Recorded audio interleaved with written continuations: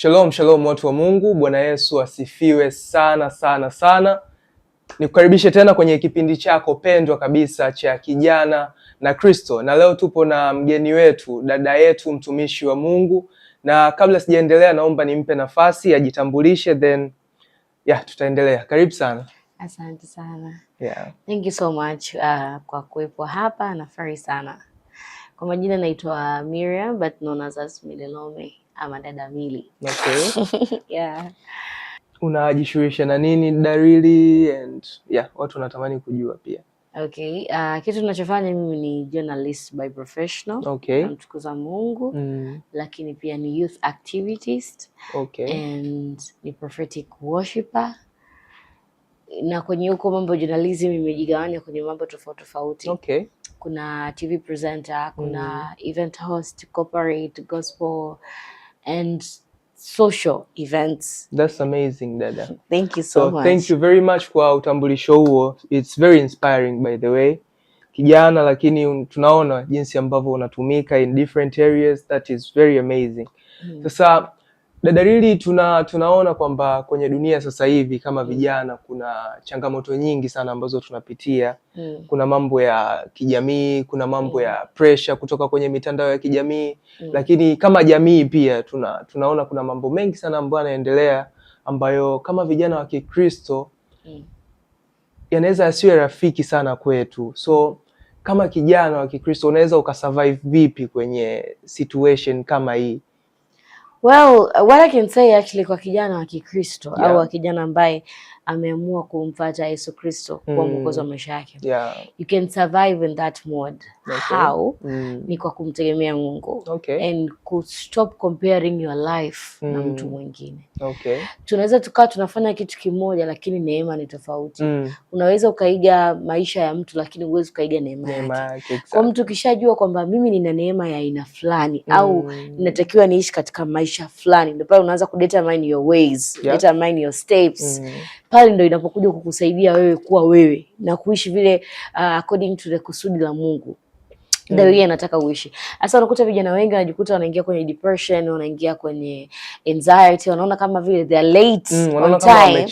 Yes, while you are not late. Okay. Yaani ni Mungu anakualign kwenye kile ambacho unatakiwa uweze kuishi, uweze kufanya. Okay. Ila ukianza ku compare your life with someone else, pale ndio utaanza kuona like okay, mbona mtu fulani tayari, mbona wenzangu wanaolewa, mbona wenzangu wanaoa, mbona wenzangu sijui mtu ana miaka 21 ana gari, ana biashara, mbona mimi sina?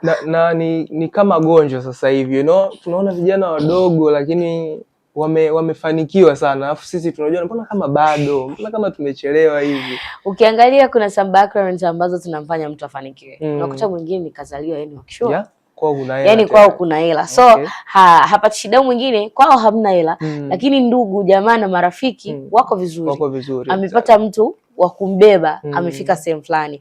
Mfano kama mimi nimeanza kutafuta fedha au nimeanza kufanya kazi nikiwa mdogo sana. Okay. Kwa unaweza kukuta sasa hivi mbona Mili ana umri wake ni mdogo and she has 1 2 3. You don't know my background. Mimi nimeanza lini? Nimeanza muda mrefu, the hustles zimeanza huko muda. Sasa mwingine tu labda ametoka tu shule alafu anataka yeye mfanikiwe pap. Au mafanikio ya papu, unajikuta unaingia kwenye njia ambazo sizo. Mwisho wa siku zitakuja kukupoteza. Okay. Unashangaa okay, mimi na wenzangu labda tuko wote kwenye early 20s, labda 23, 22, 21. Alafu mwenzangu she got a car, she's traveling, she has a nice house, anaenda sijui outing here and there. Wewe, do you know where the money is coming from? You don't know. Stop comparing your life with someone else. That's powerful. Yeah. So adding to that, Dameli, mimi natamani nijue safari ya imani yako, uliokoka lini, ilikuwaje, and tunatamani kujua hiyo. Mimi nimeokoka nikiwa mdogo sana.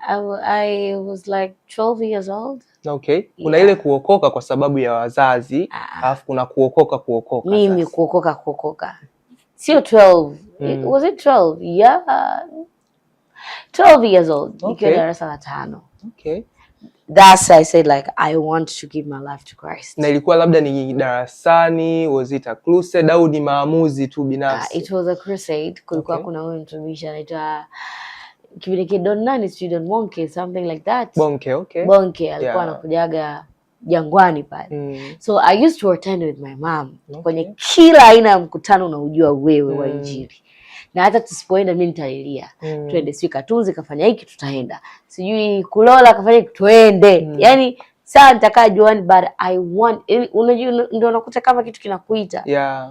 So kila siku walikuwa wamekuja wao Don Bonke, wako na wale wazungu here and there. So kwa kila nikienda wale visichana vile vya kizungu vile ningangania, I don't know them, I don't know English. Yani like, what are these people, they are calling me, wananiita, naenda sasa kule nakaa kule backstage, nitajikuta nimepanda stageini, sio nimeingia kwenye chumba cha maombi.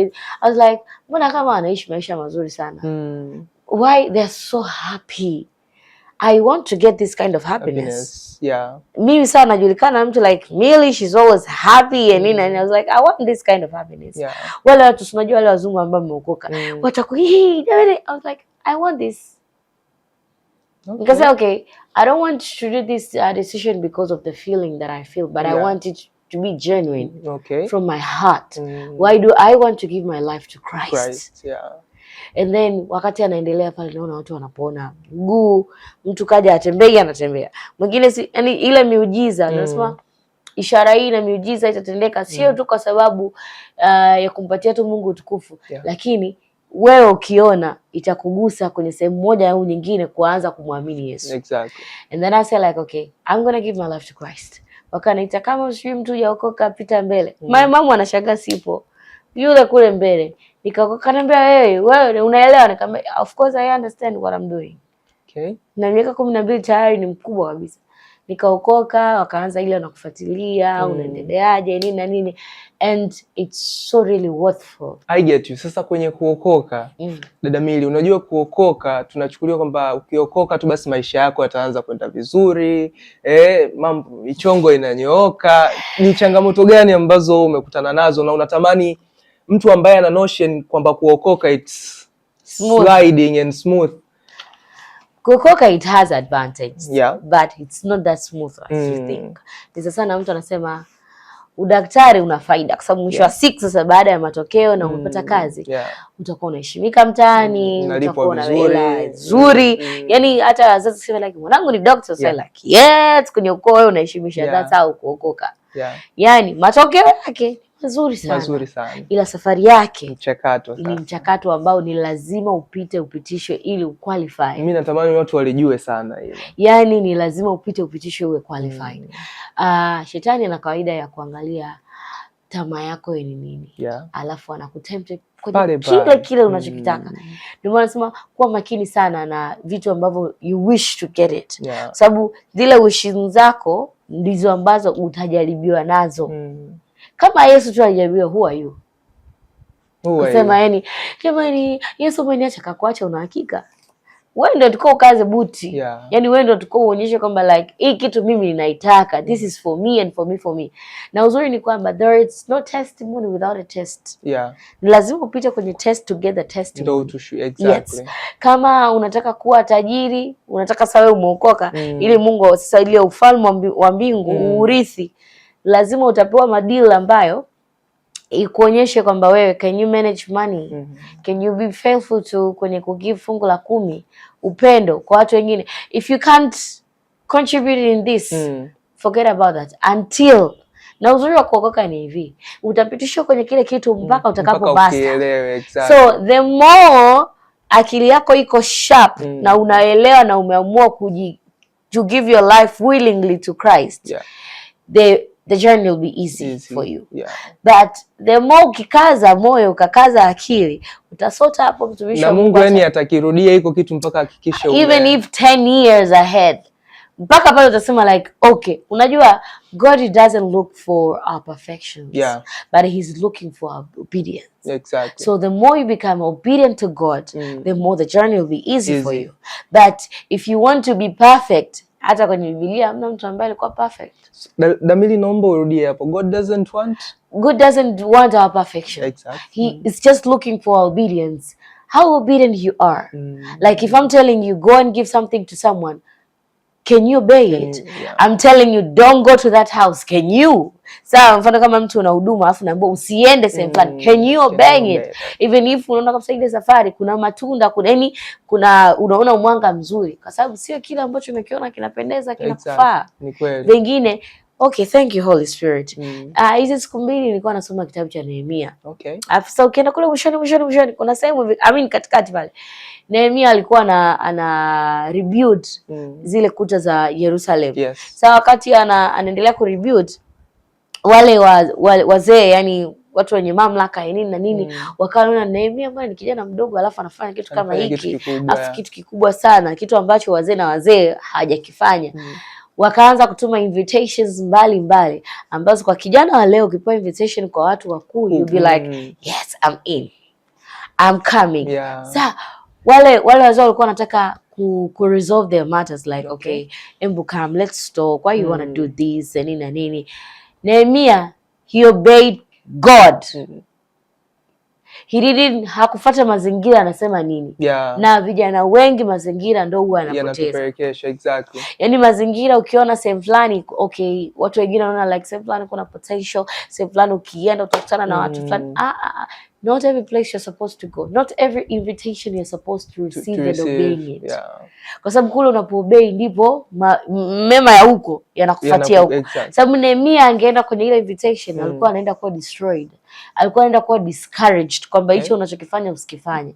So leo hii unaweza kaenda kwenye invitation fulani kwa sababu umeona ni potential, au kwenye sehemu fulani kwa sababu umeona nikienda huko au marafiki zangu sasa kule wataenda kupoteza na wewe hutajua. So we have to be very careful kwenye hii safari ya wokovu. Umakini unahitajika sana. Ndio nakwambia hii miguu hii pale kuna kwenye Zaburi inasema yani hii miguu isikimbilie maovu. Exactly. Yaani ukiona kuna uovu sehemu wewe ndio ukimbie, usikimbilie uovu. Okay, hapo ushawahi kufikiria labda kukata tamaa, yani kuna sehemu ulifika ukaona sasa this is over, na uliishindaje hiyo hali? As the human, sometimes you can pass through situations kama hizo. Lakini ukishakaa kuna ile ukiri, we love declarations so much. I am a child of God, the only image of himself. He lives in me, the greater one. If I'm failing in this, it's not me, it's God. So if he's ready to be ashamed, it's okay. But if he's not ready, then even me, I'm not ready. Kwa sababu anasema kila vita anayofanya huwa anashinda, hajawahi kushinda. So kama Mungu hajawahi kushindwa, why should I? You get it? But what they were always looking for is for kuogopa kwako. Shetani ni fear tu. Anakutilia feel like okay, I'm giving up in this.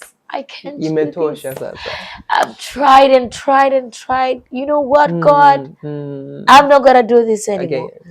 Ulienda na Mungu kwanza. Ndio maana hata Musa alisema uso wako usipoenda na mimi siendi. Kwa kuna haja ya kwenda na Mungu kabla hujafanya any move. Hicho kikubwa. Tunajikuta tuna give up because we are not going with God. And we are not obeying what God wants us to obey. Ndio lazima tunakuta tumeingia kwenye machaka ambayo sio hayo machaka. Sasa mwishoni hatujui namna ya kutoka. Na mimi kama kuna kitu najifunza sasa hivi, no matter how the thing is small or big, hakikisha unamshirikisha Mungu. Absolutely. Yani kabla hujafanya maamuzi yote, yawe ni makubwa, yawe madogo, ya kati, chochote. Hata kama kitendo cha kuchukua kikombe cha chai au kama hivi nabadilisha mguu, nauza Mungu hapa nabadilisha hivi. Yani like kama unaweza kuzungumza na let's say kwa watu ambao kwenye mahusiano au wako kwenye familia zile ambazo mahusiano yao ni ya karibu sana. You can talk to your parents, you can talk to your husband, you can talk to your fiance like okay, nataka kufanya kitu fulani. Kama vile au unavyojiuliza hivi nifanye kitu fulani. That's how you're supposed to talk to God. Every minute, every hour. Unafanya maamuzi yoyote. Yani like okay, Mungu hapa nipite wapi? Hapa nifanye nini? Sasa ile anakusaidia. Unajua okay, tukirudi kwenye hii kiduniani, you are a man. You guys mna ego. If ninakushirikisha kila kitu, you be like yes, I'm a man of the house. Utatamani kufanya zaidi na zaidi. Sasa Mungu wetu ni mfalme. Kwanza ana ukuu. Alafu ni baba. I mean, kwa imagine unavyomshirikisha kila kitu. Akiona kabla hujafanya kitu chochote umeenda kwake, kuna that. Daddy, there's something I want to do it. How do you think? Okay. So umeniambia utanipa akili katika mambo yote. That's the Bible says. Yeah. So, okay, kuna jambo nataka nifanye. Hapo unaonaje? Sitaki kuangamia kwa kukosa maarifa kwa sababu gani tunaangamia? You don't go back to God. Lakini Dameli, mimi nataka niulize kitu hapo. Unajua mtu mwingine ukimwambia you can get into your room, ukapiga magoti, ukaongea na Mungu na ukamsikia, inakuwa ni kama ngumu kukuelewa. Naona what are you guys talking about? Kuongea na Mungu it's so easy. And Mungu anaongea kwa design tofauti. Anaweza kaongea kupitia ndoto, kupitia nyimbo, kupitia mtu, kupitia simu yako, kupitia neno lake. Neno lake. Anaweza kakacha usikia soma Zaburi 5. Soma sijui Filipi 4. That's how God talks. And kuna muda unasikia sauti ya Mungu inajirudia ya upole. Unaweza kusikia tu perseverance. And you be like, why am I hearing this word? We have technology imekuwa. We have Google. You search it. Perseverance. How perseverance inaingilia na hichi kitu. And then unaanza kuona mazingira, kila kitu kinakaa sawa. Kinakuwa align kwenye kile kitu ambacho Mungu anataka. Na mfano kama hiyo kumsikia Mungu unavyoongea naye, kama nilivyosema, like the way you share with your own thoughts, you share with someone else, like okay, I wanna, mimi mfano personally, I can't wear anything without talking to my God. Okay. Yeah, like nishafanya baba rafiki vile Holy Spirit, like okay, I'm going somewhere, what can I wear? Okay. Because I don't know what to wear. And then it'll be like vango fly. You get it? Yeah, that's powerful. Nasema na amani ya Kristo itaamua mioyoni mwangu. If I feel peace in me that I have to wear something and then nime confirm. Sababu nikichukua nguo nyingine, I won't feel peace. Yani I won't feel peace unless otherwise ile nguo ina changamoto. Say like, but nguo ina changamoto, how can I give me some? Naweza nikakaa kabisa chini like, okay, tell me what to wear. Tell me duka gani niende nikanunue hiyo nguo. Tell me what shoe. Tell me, unakaa kabisa. Kuna ile mwingine sasa, nimewaza tu. Mimi siwazi tu. Kuna tofauti ya kuwaza, kujipa ukuu wewe mwenyewe. Holy Spirit is there to help us in everything and in anything. So if you can hear that in you, inner you, that's Holy Spirit is talking to you. Na sauti ya Mungu ni yenye amani. Hata you want to know if someone is the right one or she is the right one. Okay. Peace. Mimi ilikuwa inanisumbua wakati nilikuwa na miaka 18, 19. I asked my spiritual father, like, how am I going to know if someone is truly the one? Even if I have my qualifications, like I want this person to be this way, that way. I go, it's only peace. There is no lakini. Ukishakuwa na mtu kishaka tu lakini tu tayari, yani kwamba like near, that's not the person. Yani absolutely. But ikishakuwa ile amani, yes, she is, he is. Najua hata wale watu ambao kwenye ndoa they can truly sasa hapo kwenye mahusiano, Dameli, ni jambo sensitive sana na vijana wengi sasa hivi linatusumbua. So kwa msichana, natamani uongelee wasichana because you are lady. Ni kitu gani msichana wa Kristo kabla hajaingia kwenye mahusiano inatakiwa ahakikishe? Hakikishe kwamba yuko tayari kuwa kwenye mahusiano. Hakikishe kwamba yuko tayari kuwa mke wa mtu. Okay. Hakikishe kuwa tayari, yani kuna wasichana wengi unakuta like maybe sometime we are truly ready to be, alafu tunakutana na mtu ambaye sio. We know but still we choose to be there. That's the one of the stupidity, we have to stop it immediately. Yani unajua kabisa this is not the right place, lakini bado unataka uendelee. You want to justify your emotions like, he's gonna be the one. He won't. He won't. I'm telling you. I'm here, your sister. I'm telling you, he won't be the one. And he won't be the one. I'm telling you the truth. But ukishasema like, okay, I want to be this kind of the wife. Ukishajua aina ya mtu unayemtaka, na wewe kuwa aina ya mtu ambaye utafit pale. The Bible says, na mume wake hujulikana malangoni waketipo wazee wa nchi. Ushaelewa aina gani ya mtu huyo? Is the leader, someone with a title, someone rich, someone that. So ukishazijua zile qualifications za yule mtu, and you starting behaving like that person so that you can fit. Exactly. Hata mkikutana itakuwa rahisi kutambuana. Mnakuwa mnafanana. Exactly. Yeah. Sasa wewe ndugu yangu unataka kuolewa na daktari. Alafu mbingo za kidaktari yani huzijui hata moja. It's so really hard to fit there. Exactly. Mimi ni mimi ni let's say mimi ni mwanamuziki. Alafu nataka kuolewa na daktari. At the time mimi niko studio, daktari yuko zake hospitali shift ya usiku. Kama sijajua kufit kwake na yeye hajajua kufit kwangu, hamtoelewana. Aende atueni huyo mtoto itakuwaje sasa nyumbani? Muda ambao mimi niko hospitali, muda ambao mimi niko huku kwenye muziki, yeye yuko hospitali, mtoto yuko nyumbani peke yake. Mtoto hana yani tuna muda na mtoto. Au muda ambao yeye kaenda hospitali, mimi niko nyumbani. Yeye akiwa nyumbani, mimi nimetoka. Hatuna muda mimi na yeye. My dear, me I don't want that. I don't want that. Yani lazima tujue namna ya ku-align together so that tukishajua hiyo kitu itatusaidia baadaye kuwa na hiyo connection, combination ya kitu, ushirikiano unakuwa ni rahisi sana. Lakini if we don't work on that, tutapata shida sana. Unajikuta, but me, my husband, he doesn't show up for me. My husband, he's always busy. No, it's not always busy, darling. At the time that you are looking for him, okay, you couldn't have the right to choose your daddy, but you have the right to choose your daughter's dad. Exactly. Your son's dad. Exactly. Yani wewe unajua kwamba okay, mimi nataka baba aina fulani. I want mume aina fulani. Ambaye mimi nitakuwa exactly I can truly I can truly submit to him. Yeah. If you kuna ile we force you to submit to someone ambaye he doesn't deserve our submissions. Exactly. We better stop that. Tuache kujiumiza wenyewe alafu kwenda kwenye safari ya kuheal.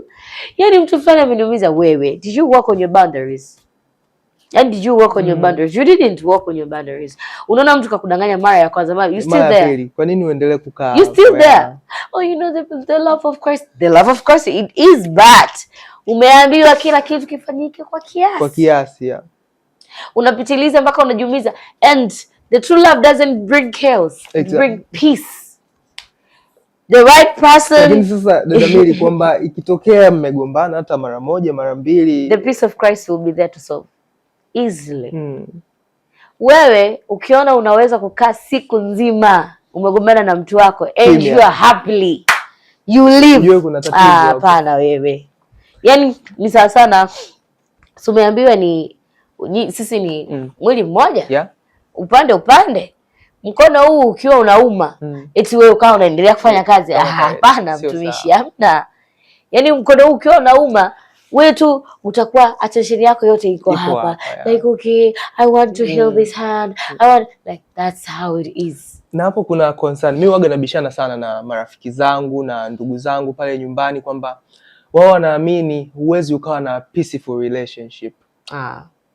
That's the devil. Yani kwamba kuna wakati tu mtakuwa na quarrels and nini. Mimi naambia inawezekana kwamba kuanzia mnaingia kwenye mahusiano mpaka forever mkawa into a very peaceful state. What's your say on that? Communication is the key. Okay. Ego is the fool. Ukitaka uonekane wewe, you want your ego to be higher. No matter even the Bible says Mungu anapendezwa na wanyenyekevu. Wanyenyekevu, yeah. Mkiwa mnanyenyekea, mimi nikinyenyekea na mwenzangu akinyenyekea and we are ready to solve something, the relationship inakuwa very smooth. Me, I love a peaceful relationship. Okay. I love communication so much because I know in a communication we build, in a communication we rebuild, in a communication yani tunaweza tukafanya innovation of a lot of things in a communication. But if we are not communicating, pale ndo inapokuja unakuwa na quarrels the here and there. Why? Mgombana na mtu wako. Mgombana asubuhi. Paka nitafute. Mimi simtafuti. Sini imepita siku ya kwanza. Na yeye kule anasema kitu iko mpaka anitafuta. Siku ya pili. Unaona hajanipigia. Why don't you call him? Tafuteni kuwa na amani na watu wote. Upendo wa Kristo huhesabu mabaya mtumishi, hauhesabu makosa. Ila the Bible say onyaneni kwa saburi. So nitakutafuta nitawasiliana na wewe hata kama ndio mimi mwenye kosa au wewe ndio mwenye kosa. I will humble myself like I'm sorry. I know maybe kuna sehemu tumempa adui nafasi. Can we resolve this? Can we? Kwa pole kabisa na unyenyekevu. Sio, yani unajua, sio nini. Kwanza kwenye hiyo kupamba communication, there is a way of talking with a man. Yeah. You can't just busting from nowhere like, wewe mtoto nitakuchapa.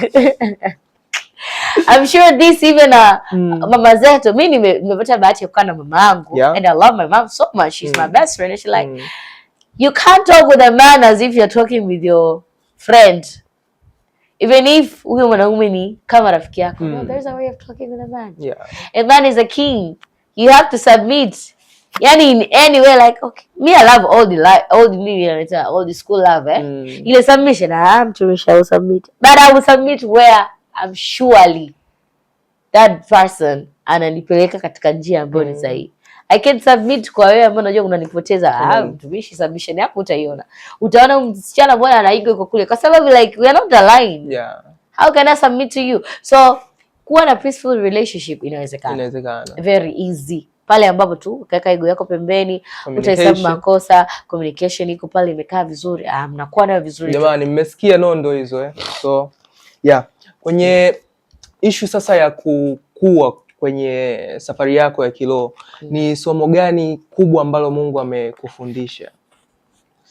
If you don't obey me, you'll see the consequence. Okay. That's ndo kitu kikubwa sana. Alafu kingine, there's some things are not happening in our life not because of God's unfaithfulness. Yeah. Au God's ile anasema nini fair. Yeah. Hapana. Ni sisi tunajichelewesha. Unakuta all the packages there. Kila kitu kiko pale. Ni sisi wewe tu sasa. Unazunguka, unapita huku, unapita kule, lakini unajichelewesha mwenyewe. So kwa hiyo nilichojifunza kwamba like kuna vingine unaona kabisa havitokei, sio kwamba Mungu hajataka vitokee. Kila kitu nakwambia, nimekupa kila kitu, nimefanya jambo jipya, je, ukuliona? Yeah. So it's need your eyes to be active to see it, and it's need your heart to humbly obeying it so that you can live it. That's nice. Maisha ya huku ni very simple. Easily ukijua formula alafu kitembea katika formula. Ila ukijua formula alafu ukaignore hata math huwezi kuisolve. Yeah. Kwenye kukua kiroho, mahusiano na Mungu ni swala la kila siku. Absolutely. Yani kila siku lazima uhakikishe unazidi kukua kwenye mahusiano yako wewe na Mungu wako. So dada Milly, wewe unatumia njia gani au waga unafanya vitu gani kila siku ambavyo vinakufanya uzidi kusogea na kuwa karibu na Mungu wako kila siku? As I said, communication. I truly communicate with my dad with anything, everything, anytime, 24/7. Yani mimi na mzee kwa kweli namtukuza Mungu katika hilo. Yes. I really understand hicho kitu kwamba okay, I can go to church, I can go to the events, I can read Bible, I can know verses, but if there is no communication, I don't have an intimacy with this master, it will be like I'm wasting my time because I truly need to get to know him better. Kama tu anasema nikae kaluni wako ili nipate kufahamu, yani nikujue zaidi na zaidi. That's, unajua the more una communicate na mtu, the more you get to know the person deeply. Yeah. So me, I love to know God deeply each and every day. Kwa sababu rehema zake ni mpya kila siku. Mungu habadiliki, lakini rehema zake ni mpya kila siku. He has a good plans every day. So the more I have the intimacy with him, he tells me things. Vipya kila siku. Anasema sitafanya jambo lolote pasipo kumjulisha mwenye haki yangu. Unakuaje na haki? If we have a relationship, me and you, I truly have my rights from you. I truly have. Kuna ile wewe kujulikana na Mungu na Mungu kujua. Lakini mimi naona hata kibinadamu tu communication really works. Kwa sababu tukishakuwa na mahusiano mazuri, if I want to do something, I will tell you like, you know what, it's very easy. Right now kuna kitu tayari yani. Ni lazima nitakwambia kitu changu, plani zangu mpya. Nitakuwa nakwambia tu. Nasema kuna kujulikana na Mungu, alafu na Mungu kujua. Taka sana Mungu kukujua kuliko kujulikana. Sababu tunajulikana wote. Na yake namjua mwanangu Safran tunaongeaga, mwanangu hiki, mwanangu that, mwanangu this. Huyu ndiye mwanangu ninayependeza naye. Easy. That's amazing. Sasa kwa kumalizia kabisa, Dameli, ukipewa nafasi ya kuongea na vijana wote duniani kwa dakika moja, utawaambia nini? God loves you as you are. God truly cares for you as you are. You don't need to sabotage yourself. You don't need to condemn yourself. You don't need to judge yourself because of the certain ways ambazo mlikuta upo. Kuna wengine mlikuwa ni watoto wazuri kabisa. Wengine watoto wachungaji, watoto injilisti, watoto yani wengine tu wewe ndio umekuwa wa kwanza kumjua Kristo kwenye familia yako. Alafu kujikuta tu then kuna miaka kama 2 au 3 unaona kama ujielewi, kama umeanza tabia ambazo sizo ambazo hujawahi kuwa nazo. You're not late. Hiyo tu ilikuwa ni safari, lazima upite ili ujue kwamba hivi vitu hata nikivifanya vipi itamfaa nini mtu kupata dunia yote na kuikosa nafsi yake. So what I can truly telling you also, ni mzuri sana kuipata nafsi yako kuliko kuipata dunia yote. Ukipata nafsi yako umepata yote. Yaani kupata nafsi yako ni kama umepata Kristo. Ukipata nafsi yako umepata kila kitu. Umepata amani, umepata furaha, umepata upendo, umepata afya njema kwa sababu moyo uliochangamka ni dawa. So kama moyo wako hujachangamka utakuwa na magonjwa. Utaanza kuumwa moyo, kuumwa kisukari, kuumwa hiki, kuumwa kile. Utakuwa huna amani, huna hiki. Yaani utakuwa una hela, una kila kitu lakini amani ya Kristo haiko ndani yako. So usijirudishe nyuma wewe mwenyewe kwa kusema mimi hapa haifai. Wewe. Mungu wetu anapenda watu wanaonyenyekea. So nyenyekea kwa Mungu, mwambie Mungu hii safari mimi peke yangu siwezi. Submit your ways, your works to God and he will guide you. Sababu neno lake linasema neno lako ni taa miguu yangu, ni mwangaza njia zangu. Kwa hiyo neno lake ni yeye mwenyewe. Kwa unapo submit kwake, anakusaidia kukuongoza na kukuonyesha njia utakayopitia. Na uzuri ni kwamba njia zake ni za faida, mipango yake yote ni ya kuleta faida na wala si hasara. Kwa atakwambia tu pita njia fulani, pita sehemu fulani utapata faida. Hiyo kazi unataka kufanya usifanye, fanya kitu kingine utapata faida. Hiyo ndoa unataka kuingia, hapana, ingia na mtu fulani utapata faida. So tunapoendelea kuobey kwa Mungu, tunapata faida kwenye maisha yetu. The life of God is so easily once you're obeying it, but not once you're looking for perfections, because he's the one who perfects us and we cannot perfect ourselves and we cannot helping ourselves because the Bible says kwenye Zaburi, dhambi yetu imbele yetu daima. So kama dhambi zetu ziko mbele yetu daima, yeye ndo anaweza kusafisha hizo dhambi na tukapita tukawa salama. Kwa Yesu kuna raha, kwa Yesu kuna amani, and it's okay to slay, it's okay to be handsome, it's okay to be beautiful, it's okay to look nice, to do the greater things kwa sababu the greater one lives in us and we have to do it great things. Juzi nilisoma neno, nilikuwa wakati nalala ikaniambia amin nawaambia yeye aniaminie mimi ataweza kufanya mambo makubwa zaidi ya yale ambayo mimi niliyatenda. So wote ambao tunamwamini Kristo, jua kufanya mambo makubwa ni kitu cha kawaida sana. Make sure you make Christ famous in anything that you do. That's really what I can tell you. Amen. Asante sana dada Mary, it has been very very powerful. Thank you so much. Na hakika kila ambaye atasikiliza hii podcast kuna kitu atajifunza kikubwa sana. Mungu akubariki and thank you. Tumefika mwisho kabisa wa podcast yetu pendwa ya Kijana na Kristo. Natumai umejifunza vitu vingi sana and keep on catching up with us kupitia mitandao yetu ya kijamii, Instagram, YouTube, TikTok @Kijana na Kristo. Mungu akubariki sana na tunakupenda. Thank you.